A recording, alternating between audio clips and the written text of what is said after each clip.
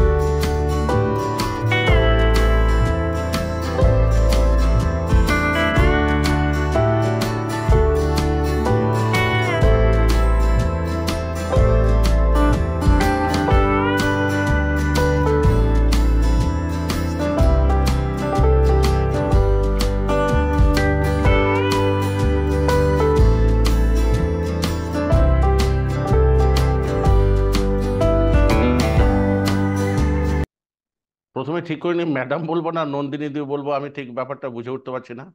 না, আমি দিদিটাই পছন্দ করি। ওকে। আমাকে নন্দিনী দি বলুন। ওকে, নন্দিনী দি, আমার প্রথম প্রশ্ন হচ্ছে যে আজ থেকে 10 বছর আগেও আপনাকে যেভাবে মিডিয়াতে দেখা যেত এখন সেটা দেখা যায় না। প্রথম কথা হচ্ছে আমি সময়টা অতটা দিতে পারি না। এটা এক নম্বর কথা, যে আমার অনেক সময় সন্ধেবেলা হঠাৎ করে ডাক এলো, কিন্তু আমার অন্যান্য বিভিন্ন প্রোগ্রাম থাকে। সুতরাং আমি সেই সময়টা, মানে ডাক এলেও সেটা অ্যাকসেপ্ট করতে পারি না। অধিকাংশ সময় তাই হয়। কখনো কখনো কলকাতার বাইরে থাকার জন্য অ্যাকসেপ্ট করতে পারি না।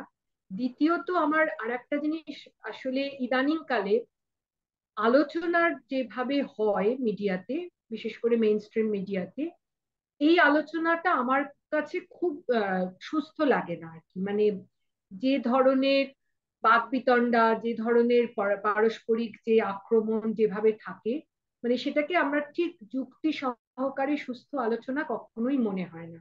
বরং যদি বাইরে বিভিন্ন দেশে যেভাবে আলোচনাগুলো হয় দেখেন, যে প্রত্যেকেই ঠান্ডা মাথায় তার যুক্তি পেশ করছে, আমার মনে হয় সেই রকম ভাবে যদি আমাদের দেশের মিডিয়া এবং যারা আলোচক তারা যদি একটু ট্রেন্ড হতেন, তাহলে নিশ্চিতভাবে আমরা অনেক অনেক বেশি আহ, মানে ফলপ্রসূ যে আলোচনা সেটা করতে পারতাম। কিন্তু সেটা বেশ কয়েক বছর ধরেই আমি মিডিয়াতে পাচ্ছি না। তো মোটামুটি এই দুটো কারণ বলতে পারি।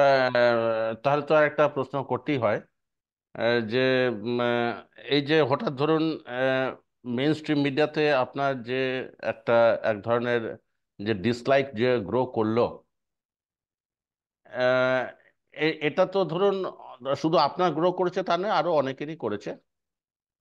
তো হঠাৎ কি মনে হয় তারা কি কোনো পলিসি চেঞ্জ করেছে? তারা কি, যেহেতু মোর কর্পোরেটাইজেশন অফ মিডিয়া হচ্ছে, তার ফলে তাদের কমিটমেন্ট বা তাদের জায়গাটা পাল্টে যাচ্ছে সেই জন্যে, না অন্য কোনো কারণ আছে? মানে মিডিয়ার দিক থেকে বলছেন? হ্যাঁ, মিডিয়া দিক থেকে না, বলছি। একটা তো বিষয় আমরা যেটা 2016 সাল থেকে দেখতে পাচ্ছি, সেটা হচ্ছে 2016 সালের ইলেকশনের পর থেকে, সেটা হচ্ছে মিডিয়া একটা বাইনারি জায়গা নিয়ে এসেছে। মেন স্ট্রিম মিডিয়া, বাংলা মাধ্যম যেগুলোই মূলত বলছি, ইলেকট্রনিক মাধ্যম, সেইভাবে প্রিন্ট মিডিয়া অতটা নয়, কিন্তু অনেকটাই আর কি। আমি মূলত বৈদ্যুতিন মাধ্যম নিয়ে বেশি বলবো। তারা একটা জায়গা নিয়ে এসেছে, একটা ভীষণ ভাবে বাইনারি একটা জায়গা, যে মানে অ্যাজ ইফ পশ্চিমবঙ্গে দুটো রাজনৈতিক দল আছে, যে দুটো রাজনৈতিক দলের একটার নাম বিজেপি আর একটার নাম তৃণমূল কংগ্রেস। সেখানে দাঁড়িয়ে দেখবেন অন্যান্য রাজনৈতিক দলগুলি, সে কংগ্রেস হতে পারে, সিপিআইএম হতে পারে, সিপিআই হতে পারে, ফরওয়ার্ড ব্লক হতে পারে, বা সিপিআই এমএল হতে পারে, বিভিন্ন রাজনৈতিক দল তাদেরও বহু কর্মসূচি থাকে, তাদের বক্তব্য থাকে। সেই সমস্ত জায়গায় কিন্তু এই মেইন স্ট্রিম মিডিয়ার তাদের কোনো রকম ভাবেই আহ, সেই বক্তব্যটাকে তুলে ধরাটা যে সময় সেটা অতি নগণ্য। মানে এটা কি হিসেবে ওনারা ঠিক আচ্ছা, করেন আমি একটা সেটা একটা নিয়ে। একটা হ্যাঁ, একটা জাস্ট এই প্রসঙ্গে একটা কথা আমাকে জিজ্ঞাসা করতে হয়, আমার একটা বহুদিনের কৌতূহল। যেমন ধরুন, আহ, মানুষের যে সাপোর্ট, সেই সাপোর্ট তো ইভেনলি ডিস্ট্রিবিউটেড, মানে হয়তো কোথাও রিজনাল পার্টি আছে, কোথাও মেইন স্ট্রিম পার্টি আছে, ন্যাশনাল পার্টি আছে, সবই আছে। কিন্তু শুধু একটা দিকে সবাই যদি এন্টার মিডিয়া যদি ঝুঁকে পড়ে, তাহলে তো ধরুন মার্কেটে যে আরেকটা পোর্শন আছে তাকে তো ফিড করা হচ্ছে না। তাদেরও তো এই জিনিসটা তো ভাবা উচিত। তাহলে কি করে এক বজ্ঞা একদিকে চলে যায়? মানে এটা ওদের দিক থেকে, যদিও এই প্রশ্নের উত্তর দেওয়ার দায়িত্ব আপনার নয়, কিন্তু আপনার তো হ্যাঁ, একটা এটা রিডিং আছে। আমার নয়। আমি সেটাই বলতে চাইছি, আমার কিছু একটা ধারণা আছে, সেটা আমি পরে আসছি, কিন্তু আমি আচ্ছা, ঠিক আমার আছে, ঠিক আছে, আগের ঠিক কথাটাই আছে। একটু বলে নি। হুম, যে হুম। এই যে 2016 সাল থেকে এই বিষয়টা তৈরি করা হলো বলা যায়, যে একটা বাইনারি, যে এই দুটো দলই আছে। এখন দেখুন, আপনি যেটা বললেন যে আপনি যদি ভোটের মানে প্রপোর্শনের ভিত্তিতে যদি বিচার করেন, তাহলে কিন্তু প্রত্যেকটি, আমি যে দলগুলির নাম করলাম তাদের প্রত্যেকটিরই একটা মানে একটা প্রপোর্শন অফ ভোট তারা পশ্চিমবঙ্গে পায়, পশ্চিমবঙ্গ বা অল ওভার ইন্ডিয়া থেকে তারা কিন্তু পায়। সুতরাং তাদের একেবারে ইগনোর করা, এটা কোনোভাবেই মিডিয়ার কাজের মধ্যে পড়ে না। এখন আমি আবার বলছি যে ধরা যাক, যদি এই এই এখন এই মুহূর্তে তো নির্বাচন সামনে আছে, এবং বিভিন্ন আসনে দুজন নয়, দুইয়ের বেশি, কোথাও তিন, কোথাও চার, এইরকম ভাবে লড়াইটা হচ্ছে। আপনি আমার আবার উদাহরণ টানছি, আপনি যদি কোনো বিদেশি এতে যে মানে ডেভেলপড কান্ট্রি, বিদেশি বলতে আমি বলতে চাইছি ডেভেলপড কান্ট্রি, সেখানে যখন নির্বাচন প্রক্রিয়া চলে, তখন প্রত্যেক দলকে সমান সময় দেওয়া হয় তার কথা রিপ্রেজেন্ট করার জন্য বা মানে প্রেজেন্ট করার জন্য। সেই বিষয়টা, এই যে পলিসি, এই যে মিডিয়ার দিক থেকে যে পলিসি, এটা আমাদের দেশে অনুপস্থিত। এরকম কোনো মিডিয়া পলিসি নেই যেটা আমাদের দেশের এই বৈদ্যুতিন বা প্রিন্ট মিডিয়াকে বেঁধে রাখতে পারে যে তোমাকে ঠিক এইভাবে এই এই ধরনের আচরণবিধি করতে হবে। পলিসি আচরণবিধিটা কি রয়েছে সাধারণ মানুষের জন্য, আচরণবিধি রয়েছে পলিটিক্যাল পার্টি লিডারদের জন্য, কিন্তু মিডিয়ার যে আচরণ বিধি সেটা আমাদের দেশে মানে আমার অন্তত জানা নেই। আপনি জানতে পারেন, মিডিয়া হয়তো আমাকে না, বলবেন আমি আমি যদি ভুল আমি বলি। আমি মিডিয়ার ব্যক্তি নই, মানে আমি মিডিয়া ফলোয়ার। আমার হুম, কাজ হচ্ছে মিডিয়াগুলোকে ফলো করা। এবং তারপরে হুম, আমার যেটা মনে হচ্ছে, আজকের ইন্টারভিউয়ের মেইন উদ্দেশ্যটা বলে দিই। আমার যেটা মনে হচ্ছে, আপনাদের মতো মানুষের কথা যত যত যত বেশি মানুষের শুনবে, তত আমাদের সমাজের উপকার। ঠিক এই হ্যাঁ, সেন্সে, এটা কোনো পার্সোনাল থেকে বলছি না, কিন্তু এটা মনে না, হচ্ছে যে বুঝতে আপনাদের মতো পেরেছি। হুম। আপনাদের মতো আমার ব্যক্তি। আমার যেটা, হ্যাঁ, সরি, হ্যাঁ। হ্যাঁ বলুন। না, যাই হোক, ইয়েতে চলে আসি না, মিডিয়া আমার নিয়ে। যেটা মনে হয় গণতান্ত্রিক দেশে এই আচরণটা একেবারেই বাঞ্ছনীয় নয়, প্রথম কথা। দ্বিতীয় কথা, আপনি যেটা ইঙ্গিত দিলেন আর কি, যে কেন মিডিয়া এই পলিসিটা চেঞ্জ করলো, এই জায়গায় আমি কিছুটা জানি বা কিছুটা শোনা কথা বলতে পারেন, যে মিডিয়া বেসিক্যালি অনেক কিছু, যেহেতু আমাদের দেশে এই সমস্ত আহ, বেসরকারি বৈদ্যুতিন মাধ্যমগুলি, তারা তো, তাদেরও তো একটা অর্থ উপার্জনের বা অর্থ যোগান দেওয়ার যে ব্যাপার আছে। সেই অর্থ যোগান দেওয়া যারা করতে পারে বা যারা করতে পারবে বলে তারা মনে করে, সেই সমস্ত জায়গাতেই তারা এই এই বৈদ্যুতিন মাধ্যমগুলি তারা বেশি নজর দেয় সেই সমস্ত ক্ষেত্রে। এবং সেখানে দাঁড়িয়ে নিশ্চিতভাবে এই দুই দল, আহ, তার সঙ্গে এই দেখবেন এই যে ইলেকটোরাল বন্ড কেলেঙ্কারি যা হয়েছে, কোনো একটা বৈদ্যুতিন মাধ্যমের যে মানে মাদার কোম্পানি, তারা দেখবেন হয়তো এই এই সমস্ত দলগুলিকে ওই ইলেকটোরাল বন্ডে কোনো না কোনো টাকা দিয়েছে, মানে এই সমস্ত নিশ্চিতভাবে তদন্ত করলে পাওয়া যাবে। আমি সেটার উপর জোর দিতে চাইছি না, কারণ আপনি তো প্রশ্নটা করলেন যে জায়গা থেকে, সেখানে দাঁড়িয়ে আমি বলছি এই যে একটা চেঞ্জ হলো মিডিয়ার, এবং এই চেঞ্জটার পর থেকে যেটা ঢাকা পড়ে গেল, যেটা আমার মনে হয় 2000 সাল পর্যন্ত, 16 সাল পর্যন্ত এতটা ঢাকা ছিল না, সেটা হচ্ছে এই বাইনারিতে তো ঢুকলো যে ভারতীয় জনতা পার্টি না তৃণমূল কংগ্রেস। কিন্তু এদের দুজনের মধ্যে ব্যক্তিগত পর্যায় বা দলগত পর্যায় নোংরা কথার খেলা বা নোংরা ধরনের একে অপরকে আক্রমণ যতটা প্রাধান্য পেল, যেটা হারিয়ে গেল সেটা হচ্ছে সাধারণ মানুষের কথা। যেটা কিন্তু আমার নিজের মনে হয় 2016 সাল পর্যন্ত আমি বহু প্রোগ্রামে অংশগ্রহণ করেছি, সেখানে অনেক ধরনের আলোচনা হতো, সেই আমার কথাই মনে তো হয়েছে। সেই কথাই তো আমি বলতে চেয়েছিলাম যে 2000, অন্তত বছর দশেক হলো, আমার হয়তো গুনতিতে ভুল হতে পারে, কিন্তু অনেক দিন ধরে আপনাকে দেখা যায়। যাই হোক, মিডিয়া নিয়ে এত আলোচনা করতে গেলে আবার আপনাকে আমি মিস করতে পারি, সেই জন্য আপনার ব্যাপারে একটুখানি ইয়েতে আসি, আলোচনাতে আসি। 1987-এ বিই, 1989-এ পর্যন্ত চাকরি, 1991-এ এমই, 1999-এ পিএইচডি, ব্যাক টু যাদবপুর। একটা কৌতূহল থাকে যে যিনি এই পরিমাণ ছাত্রদের স্বপ্নের জগতে পৌঁছে দেবার মতো ব্যবস্থা করেন, তিনি নিজের স্বপ্নের জগতে যাননি কেন? কোনটা স্বপ্নের জগৎ? এই যে ধরুন, যেটা শুনি এটা, ধরুন আমরা তো সেই লেভেলের ছাত্র নই যে বলবো, কিন্তু যে যাদবপুরের ছেলেদের যে শেষ পর্যন্ত তাদের যে এমপ্লয়মেন্টের যে খবরগুলো মাঝে মাঝে ওঠে, সেটা তো স্বপ্নের কথা। এবং এবং না, এটা, হ্যাঁ বলুন, বলুন। আমি ইন্ডাস্ট্রিতে চাকরি করতাম। মানে আপনি যদি বলেন যে ভারতীয়, মানে যে ইনফরমেশন টেকনোলজি ইন্ডাস্ট্রি যেটা, আমি যেখানে যে কোম্পানিতে চাকরি করতাম তারা প্রথম ভারতীয় কম্পিউটার বানিয়েছিল। ইন্ডিয়ান ইন্ডিজেনাস, প্রথম বলবো না, মানে তারা ইন্ডিয়ান ইন্ডিজেনাস কম্পিউটার বানাতে একেবারে প্রথম সারিতে ছিল। সেটা সারাভাই গ্রুপের একটা কোম্পানি ছিল। আমি সেখানে থাকতেই পারতাম, ওটা মানে কি হয়তো ওআরজি? ওআরজি? ওইটা কি ওআরজি? ওয়ার্জি সিস্টেম। ওআরজি ওয়ার্জি ফুল সিস্টেম ফর্মটা, ওআরজি ফুল ফর্মটা? অপারেশন না, ওদের একটা কোম্পানি ছিল অপারেশন রিসার্চ গ্রুপ, যে যারা ওই মার্কেট রিসার্চ করতো। সম্ভবত তাদেরই সিস্টার কনসার্ন বলে এদের নাম হয়েছিল ওয়ার্জি সিস্টেমস, ওই সিস্টার কনসার্ন। তারপর এখন তো এম এন আমি এটা, দোস্তরের, তারপর তো এম এন হ্যাঁ, দোস্তরের। না সেটা মাস্টার্স ডিগ্রি করার পরে আচ্ছা। এমএন দস্তুরে গিয়েছিলাম, তারপর যাদবপুরে জয়েন করি। কিন্তু আমি এখানে থেকে যেতেই পারতাম, কিন্তু বলতে পারেন এইটা আমার নিজস্ব যে স্বাধীন মতবাদ প্রকাশের যে প্রবল ইচ্ছা, সেইটা হয়তো আমাকে তাড়না করেছিল। কারণ আমি এই সমস্ত ইন্ডাস্ট্রিগুলোতে আমার নিজের এই জায়গাটা খুঁজে পাচ্ছিলাম না, যে আমি সবসময় একটা ফ্লেক্সিবিলিটির মধ্যে স্বাধীন মতবাদ নিয়ে আমি আমার যেটা ভালো লাগছে করতে সেটা করতে পারবো। এই জন্য আমার ইন্ডাস্ট্রিতে টিকে থাকা হলো না আর কি। মানে বলতে পারেন সেই দিক থেকে যাদবপুর এই জায়গাটা দিয়েছে, যে আমার মতো করে আমি নিজের মতো করে ভাবতে পারা, আমার যে এই মুক্ত চিন্তার যে জায়গাটা, এটা যাদবপুর তা যাদবপুর যেমনটা ইউনিভার্সিটি ছাত্রদের আপনাকে, দেয়। যাদবপুর ইউনিভার্সিটি হ্যাঁ, আপনাকে ফুল ফ্রিডম দিয়েছে? ওটা যাদবপুর, মানে হ্যাঁ, আমাদের চিন্তা ভাবনার স্বাধীনতা তো আছেই। যাদবপুর আমরা যেমন গর্ব করে বলি, যাদবপুর তার ছাত্রদেরও মুক্ত চিন্তার জায়গা তৈরি করে দেয়। সেখানে অবশ্যই মাস্টার মশাইদের আছে, মাস্টার মশাইরাও সেখানে আছে।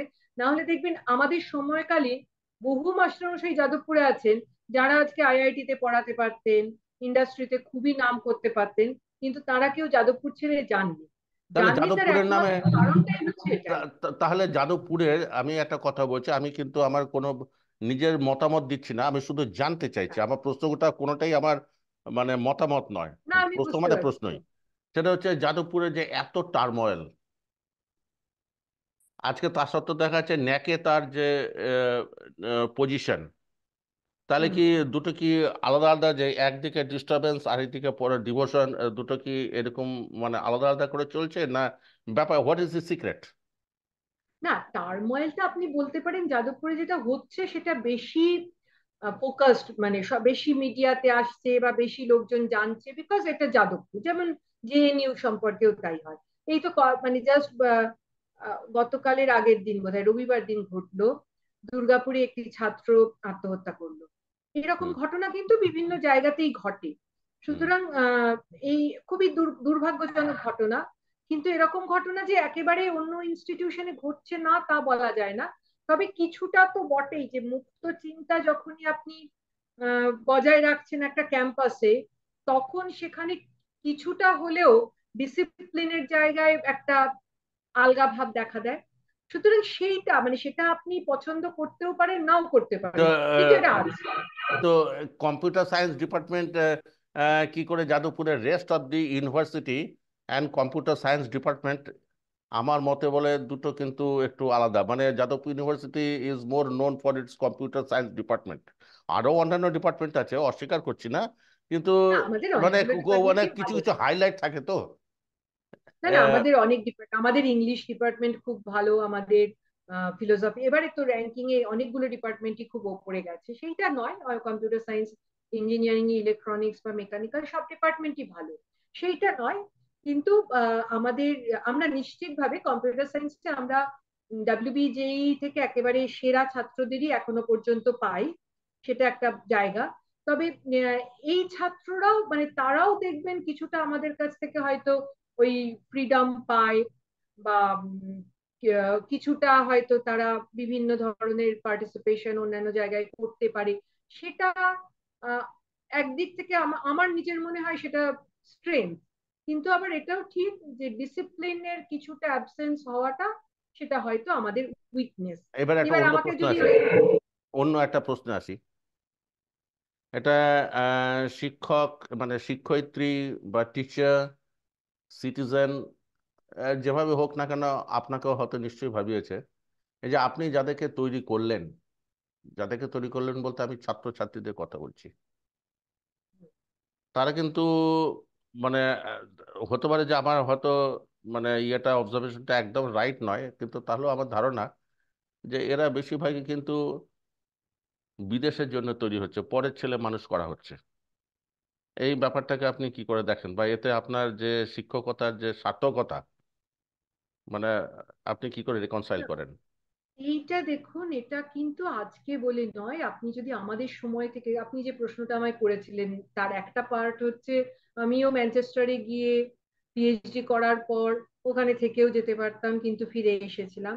আমার ক্লাসমেটদের মধ্যে যদি দেখেন এখানে এই দেশে মানে আমরা, মানে আমার মানে বোধহয় 70% ক্লাসমেট আর কি এখন বিদেশে চাকরি করছে, তার বেশিও হতে পারে, 80%ও হতে পারে, মানে এক্স্যাক্টলি গুনতে হবে। কিন্তু 70-80% ক্লাসমেট আমার বিদেশে চাকরি করছে, এবং আমাদের বয়সী প্রত্যেকেরই কিন্তু তাই।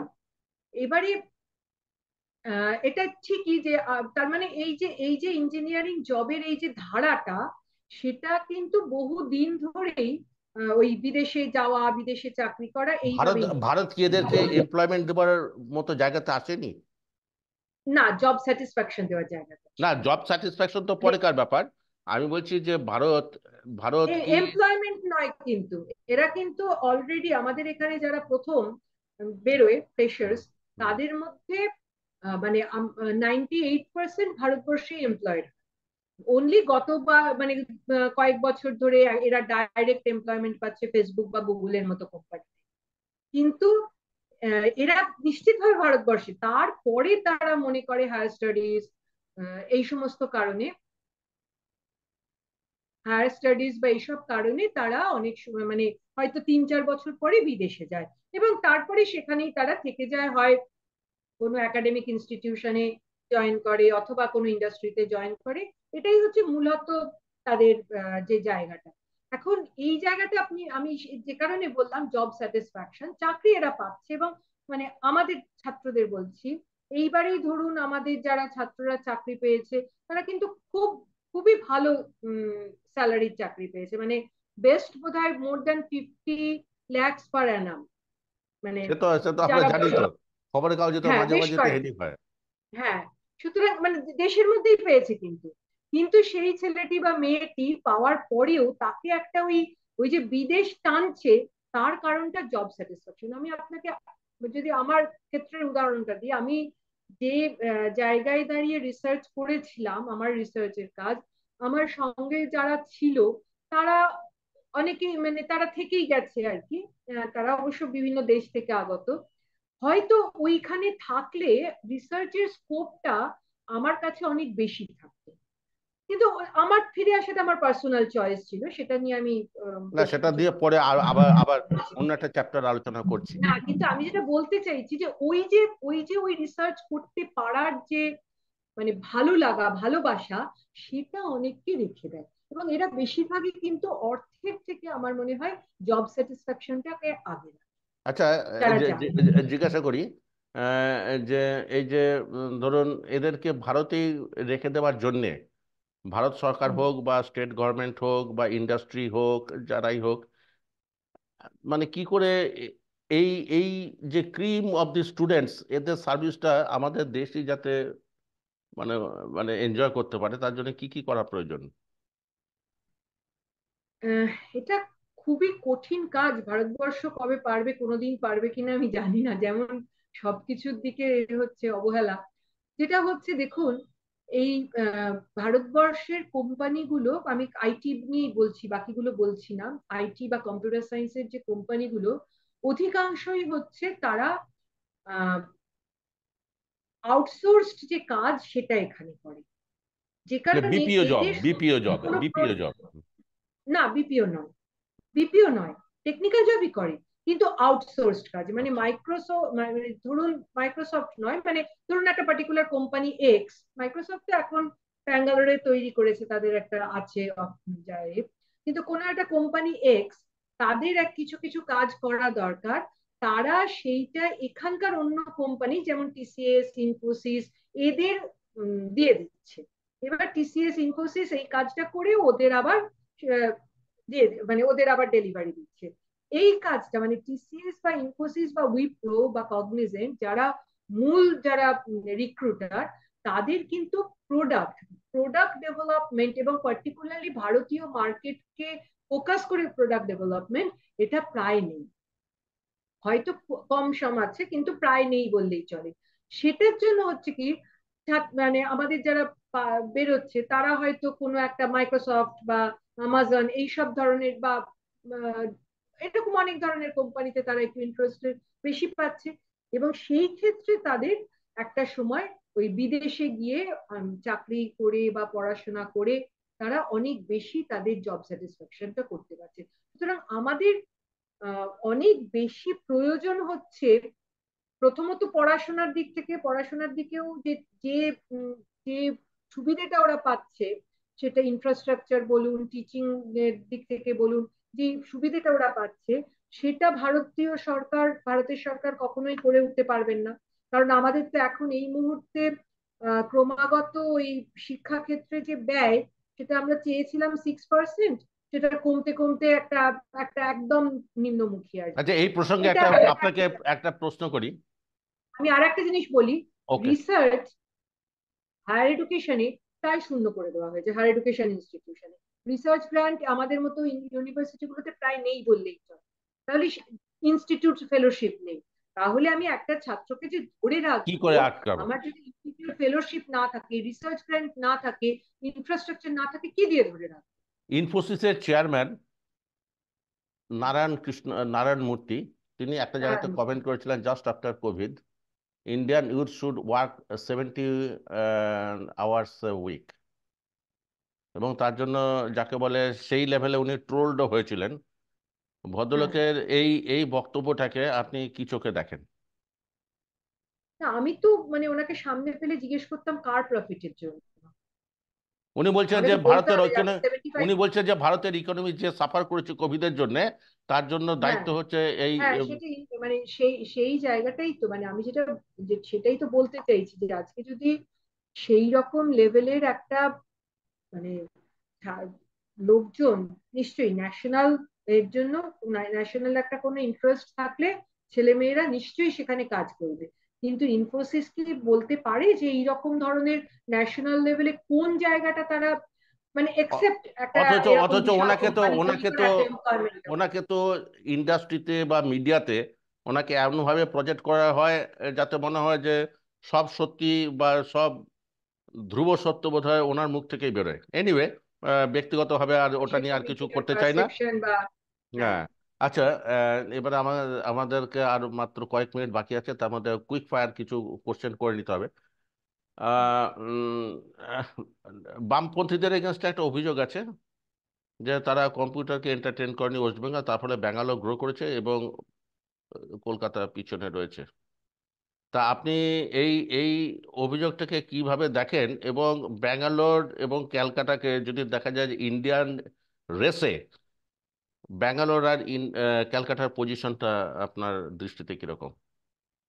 দেখুন, এইটা তো আমাকে অনেকটা সময় বলতে হতো, তাহলে এই কথাটা অনেক বড় না, আরো কথা। কথা বলতে, যদি তাহলে বলুন যে আরেকটা এপিসোড করবেন, তাহলে কথা দিন। হ্যাঁ, আমি খুব ছোট করে বলি, এটা একেবারেই ভুল কথা, নিশ্চিতভাবে এটা সঠিক নয়। এবং যদি তাই হতো, আমি নিজে কম্পিউটার সায়েন্স অ্যান্ড ইঞ্জিনিয়ারিং পড়েছি একটা সরকারি কলেজ থেকে, এবং বাম আমলে আমি ঢুকেছি, বাম আমলে বেরিয়েছি, বাম আমলে চাকরি পেয়েছি, বাম আমলে আমার সবকিছু। এবং আপনি যদি দেখেন সেক্টর 5 তৈরি, নিউ টাউন তৈরি, সবই বাম আমলে হয়েছে। যেটা ঘটেছে 2011 সালের পর থেকে আস্তে আস্তে এই মহিলা সমস্ত কোম্পানিগুলোকে ভাগিয়ে দিয়েছে। না হলে আজকে কলকাতা ব্যাঙ্গালোরের সঙ্গে না না, কম্পিট কিন্তু করছে। কিন্তু ঘটনাটা ছোট হচ্ছে কি, কথা আমার যেটা এইটুকু কথা। মানে যেটা শুনি সেটা হচ্ছে যে এসিজেড না দিলে কোনো আইটি কোম্পানি এখানে কাজ করতে রাজি হচ্ছে না, ব্যাপারটা কি সত্যি? না না, মানে কিছু ক্ষেত্রে হতে পারে, কিন্তু এতগুলো কোম্পানি এসেছে তো, ইনফোসিস তো আসবে বলেছিল, আরো তো বহু কোম্পানি তারা ছিল যারা আস্তে আস্তে ব্যবসা গুটিয়ে এখান থেকে চলে যাচ্ছে, পরপর চলে হয়ে যাচ্ছে না। সুতরাং এরকম নয় যে এই কথাটা, তখন একটা সময় ছিল যখন আমাদের ছাত্রের একটা বিরাট অংশ তারা কলকাতাতে চাকরি করতো। আর এখন আমাদের ছাত্রদের কাউকে খুঁজে পাবেন না কলকাতায় কোনো চাকরি পেয়েছে। সবাই ওই ব্যাঙ্গালোর, কেন তাহলে নয়ডা, তাহলে এমনকি এখন ব্যাঙ্গালোর, পুনেও তাহলে বেরোচ্ছে। তাহলে সেক্টর 5-এর অত বড় বড় বিল্ডিং এ কারা কাজ করে? এখন তো মোটামুটি বিপিও আছে প্রচুর, আর এখন তো শুনছি মোটামুটি পায়রা চড়ছে অনেক বিল্ডিং, এখন তো সেটাই শুনছি। যাই হোক। এইবার আপনার ব্যক্তিগত আরেকটা সাইডে আসি, এগুলো আপনাকে কথা দিতে হবে যে এরপরও আরেকবার আসবেন, কারণ আপনাকে একটা এপিসোডে কভার করাটা ইম্পসিবল, অন্তত না, আমার দ্বারা এই সম্ভব না। আহ, উম, কম্পিউটার নিয়ে বললে আমি আর একদিন এইটাই শুধু তখন না না, আলোচনা থাকবে। ব্যাপারটা হচ্ছে যে আপনার সবকিছুতে শুধু কম্পিউটার সায়েন্সে আপনি টিচার, মানে টিচার কি বলবো, টিচার কথাটা তো একটা, যাই হোক। তো মানে আপনার সব ব্যাপারেই যে ধরনের পার্টিসিপেশন, তাতে হুম, সবকিছুতেই অনেকগুলো প্রোগ্রাম করা যায়, যাই হোক। আর দাবিটা একটু আচ্ছা। আগে থেকে একটু অফিসিয়ালি জানিয়ে রেখে দিলাম। উম, হুম, এইবারে আছে যে আপনি আরবান মিডল ক্লাসের একজন ব্যক্তি। হুম। তো এই হঠাৎ ইলেকশনে নামতে গেলেন কেন? আমি যখন ইলেকশনে নেমেছি সেই সময় এটা একটা পার্টির, বলতে পারেন, একটা কল ছিল, যখন খুব খারাপ সময় বলা যায়। তো আমি সত্যি, আমার ভাবনার মধ্যে কোনোদিন ছিল না ইলেকশনে আমি দাঁড়াবো, কারণ আমি একটা অধ্যাপক আন্দোলনের সঙ্গে যুক্ত এরকমই ছিলাম। কিন্তু ওই একটা সময় যখন খুব খারাপ একটা পরিস্থিতি, তখন যখন আমাকে ডেকেছিল, আম, আমাদের ডেকেছিলেন আমাদের নেতৃত্ব, তখন আমার মনে হয়েছিল এই সময় আমার দাঁড়ানো দরকার পার্টির পাশে, যেহেতু এই পার্টিটাকে আমি ভালোবাসি, এবং যেহেতু আমি বামপন্থী মতাদর্শে বিশ্বাস করি, এবং যেহেতু আমি পশ্চিমবঙ্গ ভালো থাকুক এটা চাই, তখন আমার মনে হয়েছিল হয়তো আমি সত্যি এখানে কিছু কন্ট্রিবিউট করার জায়গায় আছি। তাই জন্যই ওই ডাকটাকে আমি অস্বীকার করতে পারি। তো পরপর এবং দুবার যে এবং বাড়ির হারলেন, লোকজন আমাকে বলতে পারেন উৎসাহিত। পরপর দুবার আপনি, আমার কাছে রেজাল্টও রয়েছে, যা ওটা আলোচনা করতে চাই না, কারণ ওটা অন্য জিনিস। এই যে আপনার মতো ব্যক্তিরা হেরে যাচ্ছে এবং যারা জিতেছে, আমি ওয়ান টু ওয়ান কম্প্যারিজনের মধ্যে যাচ্ছি না, তা এতে কি আপনার মনে হয় যে ভারতের যে ইলেকটোরেট আছে তাদেরও কিছু, মানে তাদেরও তো ভালো মন্দ কিছু বোঝার তো ক্ষমতা থাকা উচিত? না, দেখুন, আমি তো তাদের চেতনা নিয়ে কোনো মন্তব্য করতে পারি না, কিন্তু একটা কথা অবভিয়াসলি বলতে পারেন না। পারি, যেটা বলতে পারি সেটা হচ্ছে ভারতবর্ষের মানুষ ঠিক গণতন্ত্র তার অর্থটা এখনো বুঝে উঠতে পারেননি। মানে ডেমোক্রেসি, যেহেতু ভারতবর্ষে দেখবেন কোনোদিন, এটা আমার কথা বলছি না, এটা একজন মানে ফিলোসফির প্রফেসরেরই কথা, দেখবেন ভারতবর্ষ কখনো স্বাধীনতা সংগ্রাম করেছে, বিভিন্ন ধরনের সংগ্রাম, জমি আন্দোলন করেছে, কিন্তু গণতন্ত্রের জন্য যে লড়াই, যেটা হয়তো আমেরিকা করেছে বা অন্যান্য দেশ করেছে, গণতন্ত্রের জন্য লড়াই ভারতবাসীরা কখনো করেনি। যে কারণে গণতান্ত্রিক যে চেতনা, এই চেতনার অভাবটা অবশ্যই ভারতবর্ষের মানুষের আছে। যে কারণে আপনি ভাবুন না, মানে খেলা হবের মতো একটা স্লোগান রাজনৈতিক মহলে, সেটা মানুষ অ্যাকসেপ্ট করছে, এবং সেই স্লোগানটাও ইয়ং জেনারেশনের বেশ কিছু ছেলে দাঁড়িয়ে বলছে। এটা কি এর থেকে জঘন্য স্লোগান আর হতে পারে? কিন্তু রাজনীতির যে ময়দান, সেখানে এই স্লোগানও ব্যবহার হচ্ছে। আমার সেইটার জন্যই মনে হয় এটা আমাদের খুব দুর্ভাগ্য যে আমরা সত্যি, পশ্চিমবঙ্গেও নয় বা অন্যান্য অনেক রাজ্যেই নিশ্চয়ই নয়, গণতান্ত্রিক চেতনায় মানুষকে শিক্ষিত করে তুলতে পারিনি। এটা আমার মানে সার্বিকভাবে ব্যর্থতা বলতে পারেন আমাদের নেতৃত্বের, বা সব মানে সব দলেরই নেতৃত্বের ব্যর্থতা, যারা গণতান্ত্রিক পরিবেশ তাই চায়। এই যে আপনি যে মানে ডোন্ট টেক ইট পার্সোনাল, ধরুন আমি জানি যে আপনার কাছে ideology is more important than personal issues, কিন্তু এই যে দুবার যে ধরুন যে রেজাল্টটা হলো, এবং প্রথমবারের থেকে দ্বিতীয়বার রেজাল্ট আরো ধরুন খারাপ, তাই এর জন্য মানসিকভাবে হতাশ হয়েছিলেন না কি ব্যাপার? না না, আসলে আমার দুবার নয়, তিনবার। আপনি যদি দেখেন, প্রথম নির্বাচনটা ছিল ভবানীপুর উপনির্বাচন, যেখানে আমি মুখ্যমন্ত্রীর, ওটা ওনার প্রথম বিধানসভা নির্বাচন ছিল। আমি ওনার এগেনস্টে দাঁড়িয়েছিলাম, এবং সেই সময় দাঁড়িয়ে কিন্তু একটা মোটামুটি সাধারণ ফল হয়েছিল আর কি, 2011 সালের ভবানীপুর উপনির্বাচন। তারপরের যেটা 2014-তে ভোটের অঙ্কে খুব একটা খারাপ হয়নি। যিনি দ্বিতীয় হয়েছিলেন তিনি হচ্ছেন তথাগত রায়, বিজেপির, আর প্রথম তো তৃণমূল কংগ্রেসের। তৃতীয়বারে কংগ্রেসের প্রার্থী ছিল, কংগ্রেসের সমর্থন ছিল না। তা সত্ত্বেও কিন্তু মানে বামেদের মধ্যেও আমার মানে যে শতাংশ ছিল সেটা 11%-এর ওপরে আর কি, মানে কংগ্রেসের সমর্থন ছাড়াও, যদিও জামানত বাজেয়াপ্ত হয়েছিল। তবে আমি কখনো হতাশ হইনি, কারণ আমার তো কোনো ব্যক্তিগত উদ্দেশ্য নেই। না, সেটা আমি আমার জানি, জায়গা সেটা আমি আমার জানি যে জায়গাটা আপনার ছিল ব্যক্তিগত আমি ব্যাপার যদি নয়। কিছু কন্ট্রিবিউট করতে পারি, এত বছর পড়িয়ে কন্ট্রিবিউট করেছি, এবার পার্টি ডেকেছে, সুতরাং আমি যদি অ্যাজ বিধায়ক কি অ্যাজ সাংসদ আমি যদি কোনো কন্ট্রিবিউট করতে পারি।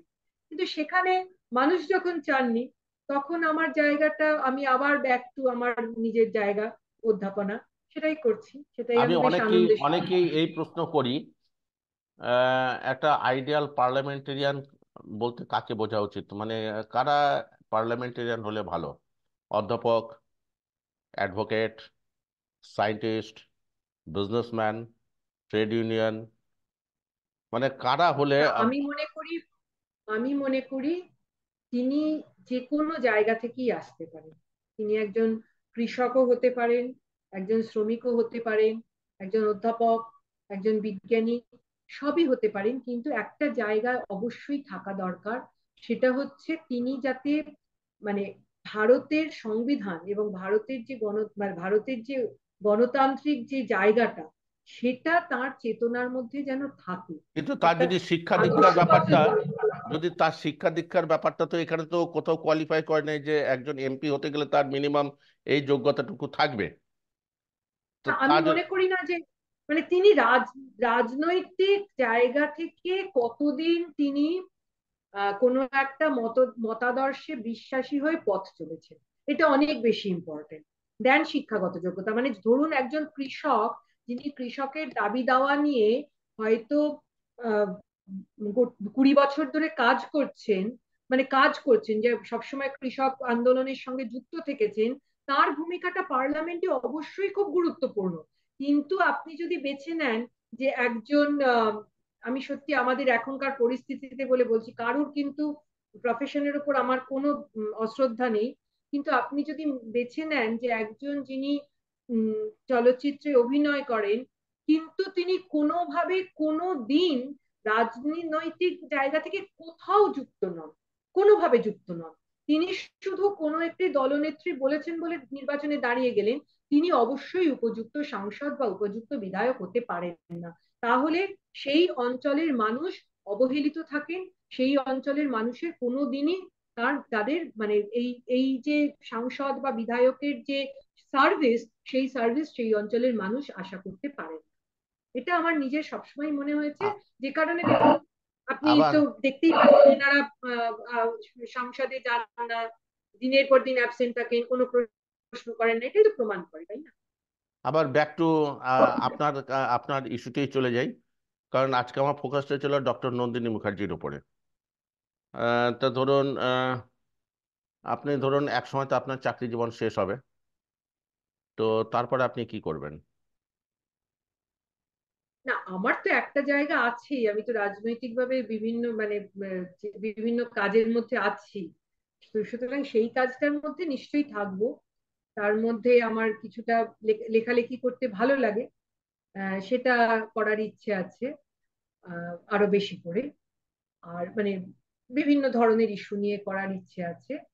আর রাজনৈতিক যে কাজ, যেখানে আমার মানে দল যতদিন আমি শারীরিকভাবে পারবো এবং দল যা দায়িত্ব দেবে সেটা নিশ্চিতভাবে পালন করব। আর তার চেয়ে যদি একেবারে ব্যক্তিগত জায়গায় বলেন, আমরা দুজনেই আসলে বেড়াতে যেতে খুব ভালোবাসি। এখনো দেশের অনেক জায়গা দেখা হয়নি, সুতরাং অবসর পেলে আমার ওই বেড়াতে যাওয়াটা নিশ্চিতভাবে প্রথম কাজ।